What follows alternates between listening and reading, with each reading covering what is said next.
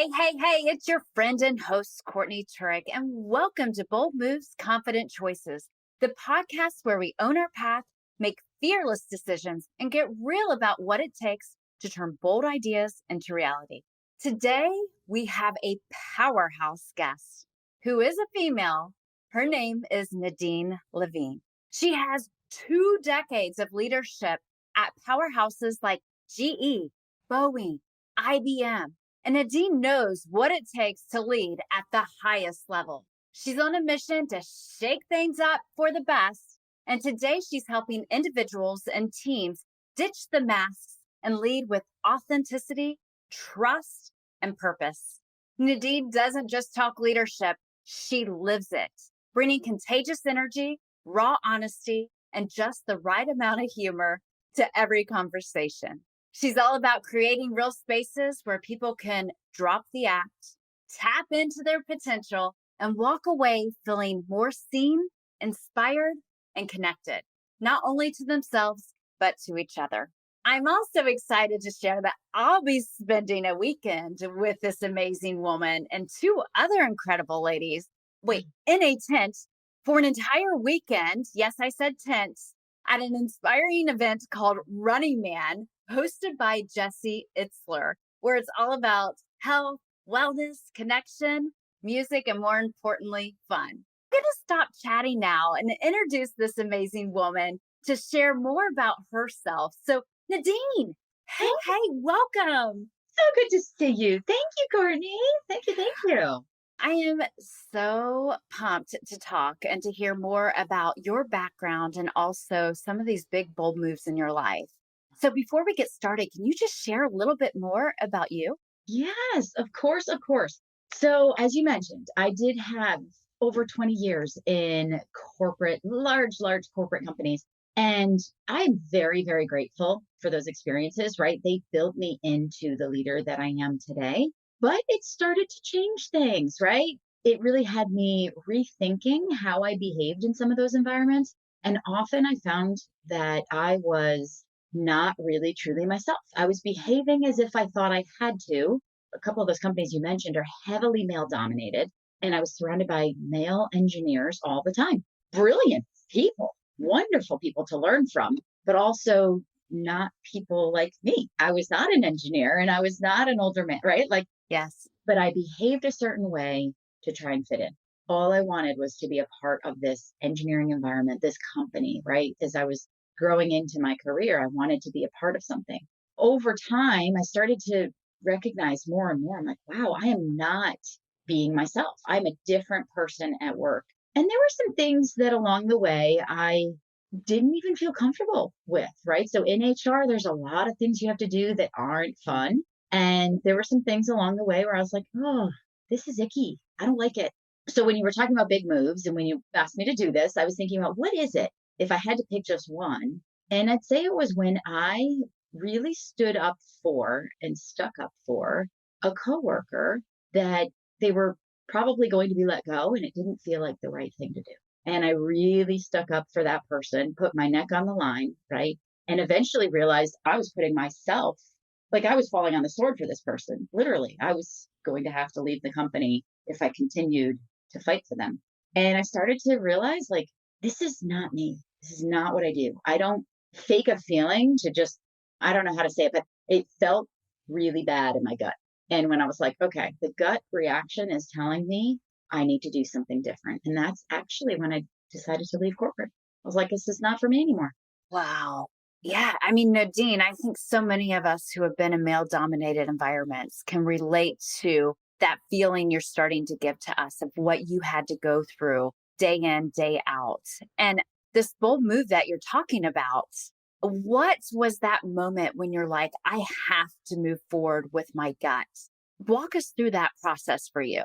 Yeah, I don't want to disclose who the company was or anything like Sure. that. I was at a point where I had risen in the ranks, right? Like whatever. I had climbed the ladder and I had now heard conversations and been at the table with some of those conversations that were really difficult. And it was just something that clicked. And I was like, we're no longer being human. There was some aspect of I kept pushing and trying to advocate for a person And it just felt like we're not treating this person like a human. These are just numbers, and this is not what I'm about. And I talked to an old friend that said, I can literally see in your face the difference when you talk about advocating for someone and helping people and what you believe you should be doing, what you can do in the world, like going out and coaching and helping with team development and leadership development. I get excited when I talk about those things. And they're like, in your face and your mannerisms and everything about you is like you're drained. It was soul sucking. And when someone told me they could literally see it in my body and in my face, I was like, you're right. It feels like it's soul sucking. And that was one of the moments where I said, I can't do this to myself anymore. This isn't healthy.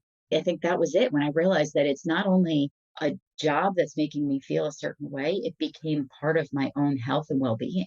Right. You talk about you're sitting around this table, you're hearing this conversation taking place. Nadine, help us all walk through. Is that when you spoke up, or did you speak up in the moment? How did you work through the process? Yeah. And I'm ashamed that in the moment around all those like C suite people, I did not speak up for fear of my own career. That's how you felt. You felt like you couldn't say anything in that moment because they would look at you and say, well, you're next.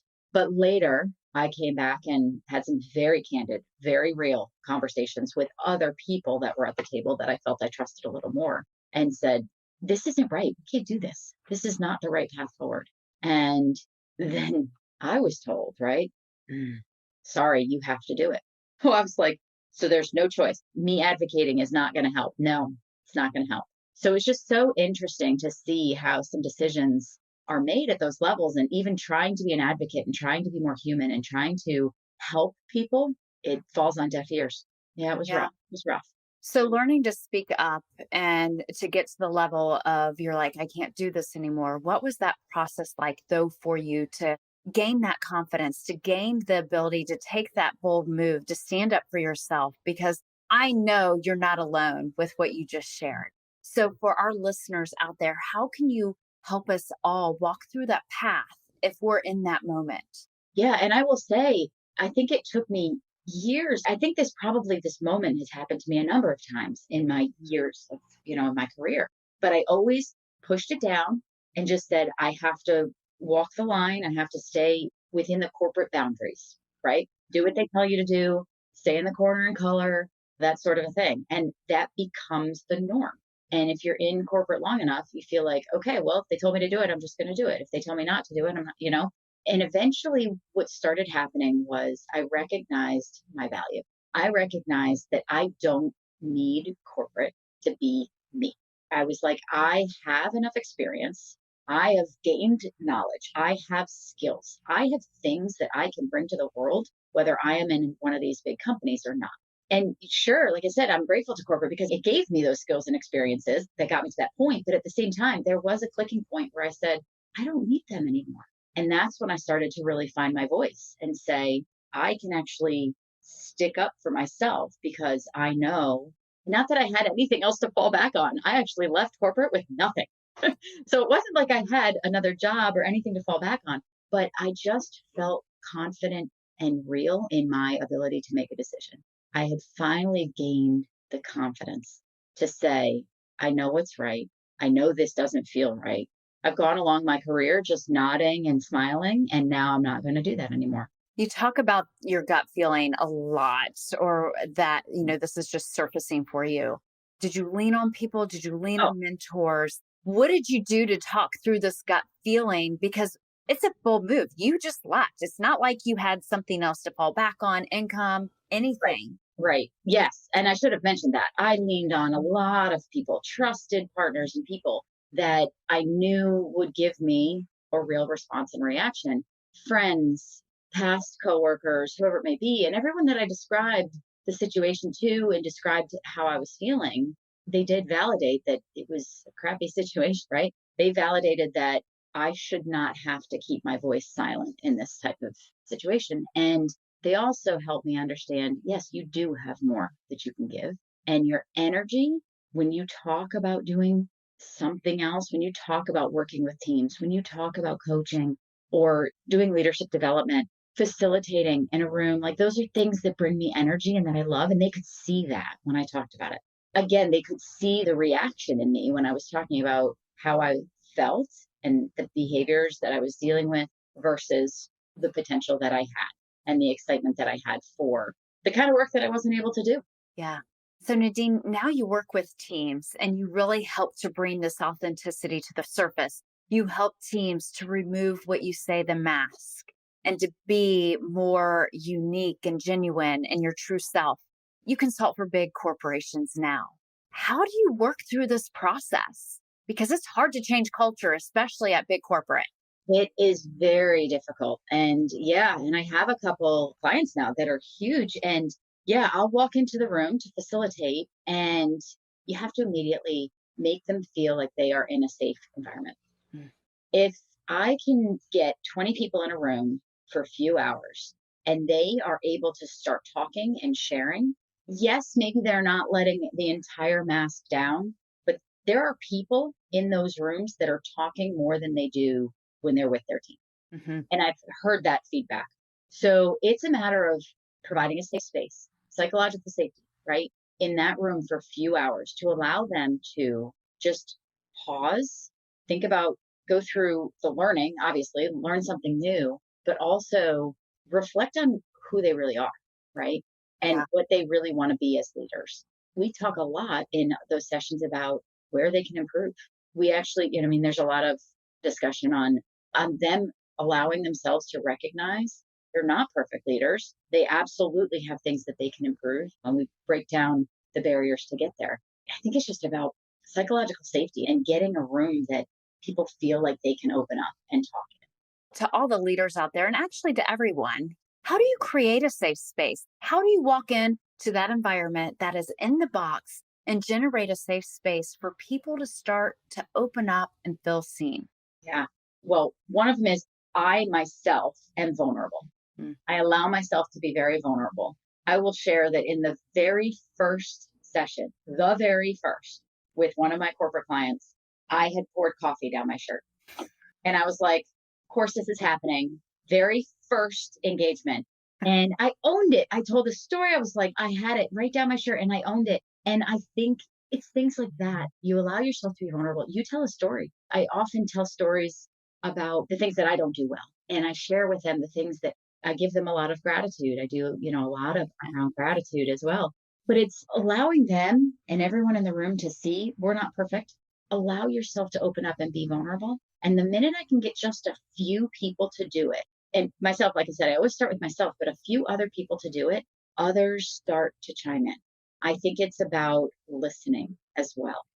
Yeah. So when we're in the room and they're saying something, I'm listening for what they're saying, but I'm listening for their feelings too. And I'll say something like, wow, I can tell that really impacted you. Or wow, I can tell that you were scared in that moment or that you felt some fear in that moment. They're like, oh, holy cow, she actually understands me. She heard me, not just heard, but she heard my feelings and how I felt in that moment. So listening is huge for me too. Yeah. Yeah. Wow. You really struck a chord with me, Nadine, because I couldn't agree with you more. I always talk about the strength and vulnerability Yeah, you have to. You and then the power of listening. Yep, absolutely. And it's so underappreciated. I think back to the days I had where I would be in meetings, 7 a.m. to 7 p.m. practically, back to back to back, and we would be talking. I'd be in all these meetings with people talking, and I didn't feel like anyone listened to me. To be honest, I probably didn't listen to them because it was right. It was like so busy. It was status updates, and I was like, this is not important to me right now. We talked all the time, and I felt so disconnected. It wasn't like talking equaled connection. Yeah. And no one was ever their real self. They were guarded. They were what they had to be for the company, Right. right? A VP wouldn't say that. An SVP or an executive can't say that. Why can't you say that? It just wasn't very real. So I talk about that and how much conversation happened, but how little listening, vulnerability, and actual connection happened. Right. Like this much. Yeah. And the power of just gratitude. It can be so underestimated, Yes. but Yeah. so powerful. Yes. I've learned that recently too. I've been Yeah. So shout out to Chris Shembra because him Yes. and I, yes, I mean, him and I met through, it was like a long story, but about a year ago. And then kind of, it was like this mentorship thing that was going Mhm. on. Yeah. He liked the way I asked him questions and he was asking me all kinds of questions. And I felt like he was giving me, in any case, we started talking frequently. And there was one day and he's like, Nadine, you should just do a dinner. Just do a dinner, do a gratitude dinner. And he helped walk me through how to host a gratitude dinner. And I am floored by, I've done 6 now. I'm floored by the experiences, the feedback, and the things that people say in those events. Gratitude is an ultimate connector. And it's ultimately, it breaks down the barriers, it allows for vulnerability. People start sharing and talking and being very real Yeah. when they think about someone that they should give gratitude to that they don't enough. Yeah.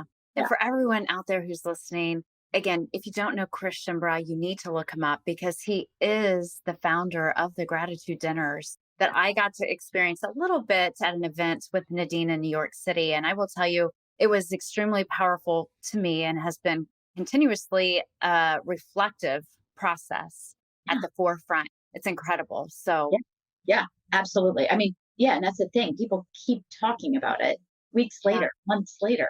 right. Just what happens. That's how deep it goes. And it's simple. Gratitude is So simple, simple. right? But it's just way too, it's overlooked and it's something that we don't do enough of. Nadine, you've had this incredible professional career. And looking back at life, if you were to go back to your 18-year-old self, what would you say to Nadine today? Yeah. And this one, I've thought a lot about this and I've kind of gone back and forth because as I mentioned, I kind of grew up GE. And I think I would go back and tell myself to follow my heart more often as opposed to being what, like, I thought of going back to school to be an engineer. I tried to get a patent because I wanted to fit in, right? Oh my gosh. I can't patent squat. Like, I don't know.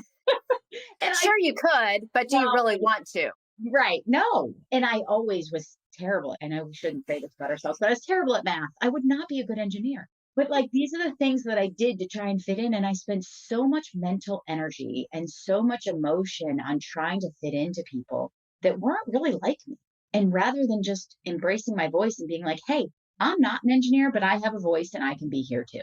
Hmm. So I think I would tell myself something like that to be stronger and more confident in myself and that I belong there. I earned every position. I applied for every position that I had, and I probably had 6 or 8 over the course of my 16 years there.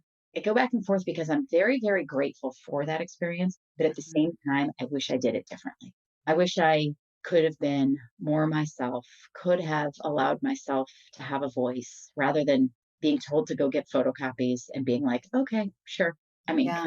but yeah, and it's in line with this kind of follow your heart and your voice. But I think I tried to make my career something as opposed to just following what I love to do. Yeah.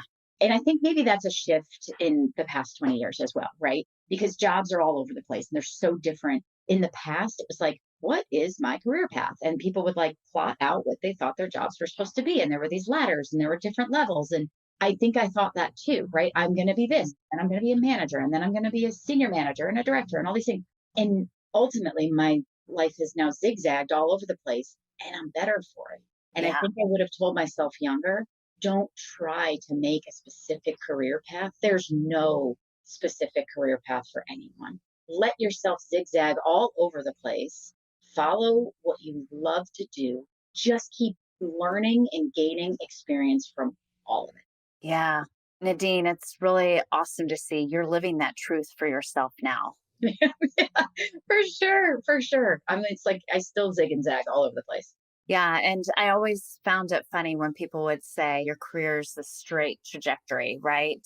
I think the best careers are when there's, I like to call a milkshake, right? It's a little high, it's a little low, it's kind of do some twirls all over the place. Absolutely. Absolutely. It makes you more well-rounded, right? Yes. I've been in manufacturing industries. I've been in restaurant industry. I've been in tech. I've been, because I've taken all these, I've been in HR. I've been in engineering. I've been in manufacturing. I've been in sourcing. Like I've been all over the place. It can be troublesome. And some people do have a very clear career path because they are one specific, like doctors, right? There's Doctors. like, right? Like This is a Right. path.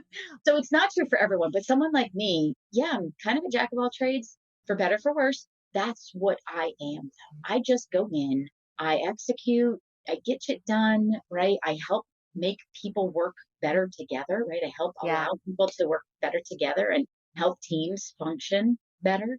But yeah, I love that I'm diverse and all over the place now because I have so much learning along the way that I can lean back on. Yeah. Nadine, there's so many takeaways from our conversation today, from your bold move all in itself. And that is to lead with your authenticity, to find within yourself. You do not have to be in the box. And if it doesn't feel right, start exploring the options of what does feel right. How do you get out of that current situation? How do you take that next step? Because being in an area or a space where you can feel safe, you can feel seen, you can be vulnerable Yeah. is absolutely powerful.